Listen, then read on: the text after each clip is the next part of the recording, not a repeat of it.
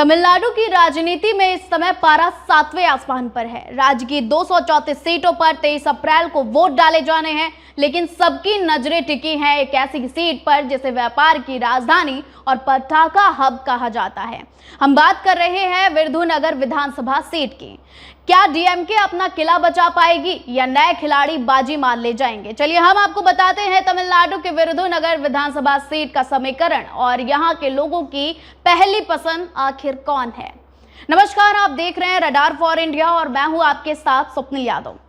तमिलनाडु का विरुधुनगर विधानसभा सीट एक ऐसा इलाका जिसकी गूंज शिवकाशी के पटाखों की तरह पूरे देश में सुनाई देती है, लेकिन इस बार यहां पटाखों के साथ साथ चुनावी नारों का शोर भी जबरदस्त सुनाई दे रहा है। विरुधुनगर सिर्फ एक विधानसभा सीट नहीं बल्कि राज्य के आर्थिक गौरव का एक बड़ा प्रतीक है। माचिस और पटाखा उद्योग के दम पर देश को रोशनी देने वाला ये क्षेत्र अब अपनी राजनीतिक किस्मत तय करने की ओर बढ़ रहा है। इस बार का मुकाबला आम नहीं है और अब तक यहाँ की जंग डीएमके और एआईएडीएमके के इर्द गिर्द सिमटती रही है, लेकिन 2026 का समीकरण बहुकोणीय हो चुका है।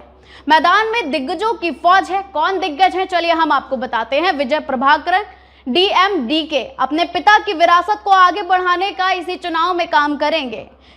वीजी गणेशन एआईएडीएमके के सत्ता में वापसी के लिए एड़ी चोटी का जोर 2026 के चुनाव में लगाने वाले हैं। एसपी सेल्वम टीवीटीके विजय की पार्टी के नई एंट्री जिसने सारे राजनीति खेलों का गणित बिगाड़ दिया है। लक्ष्मण एनटीके तमिलनाडु राष्ट्रवाद और बदलाव की आवाज है जो अपनी आवाज को बुलंद करने इस बार चुनाव में उतरी है। विरुधुनगर की हवा में महक नहीं बल्कि कई सवाल भी तैर रहे हैं कि यहाँ के मतदाताओं के लिए सबसे बड़ा मुद्दा है शिवकाशी का भविष्य।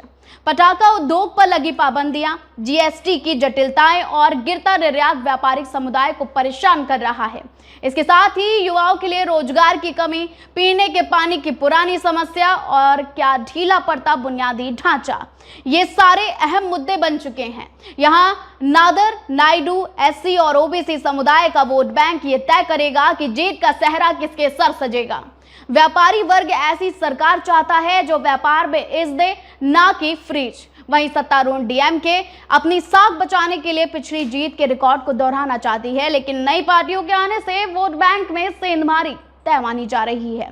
क्या डीएमके का दबदबा बरकरार रहेगा या 4 मई को जब वोटों की गिनती होगी तो कोई नया धमाका देखने को मिलेगा? तो मुकाबला कड़ा है और समय कम है। 23 अप्रैल को जनता अपने मताधिकार का इस्तेमाल करेगी और 4 मई को परिणाम सबके सामने होंगे। विरुधुनगर का ये चुनावी मैच नॉकआउट राउंड जैसा है और राजनीति से जुड़ी हर छोटी बड़ी खबर के लिए बने रहिए रडार फॉर इंडिया के साथ।